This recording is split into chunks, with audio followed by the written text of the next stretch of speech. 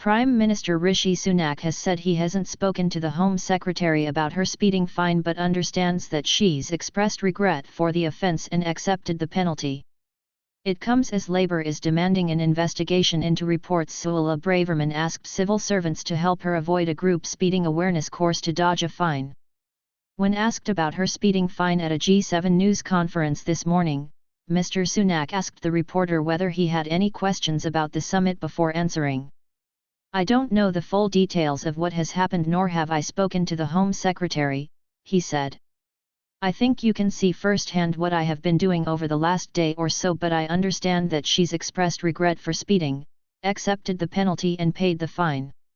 He did not state whether he will launch an investigation into the cabinet minister. Asked by Sky News political editor Beth Rigby if Ms. Braverman had become a liability, the PM referred back to his previous comments. Meanwhile, Shadow Home Secretary Yvette Cooper called it shocking that Ms. Braverman had reportedly tried to bend the normal process for speeding drivers.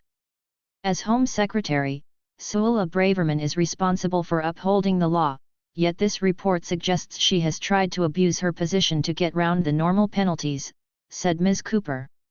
Advertisement. "We've had 13 years of the Tories trying to dodge the rules for themselves and their mates. Enough is enough."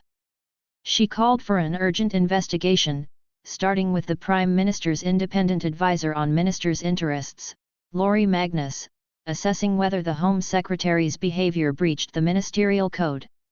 "It's up to Mr. Sunak to order an ethics investigation, as he did over Nadhim Zawahi's tax affairs." Ms. Cooper's response came after a Sunday Times report that Ms. Braverman, 43, had been caught speeding last summer and opted to attend a driving awareness course rather than accept a fine and points on her license. A spokesman for the Home Secretary said she accepts that she was speeding last summer and regrets doing so. "She took the 3 points and paid the fine last year," they added.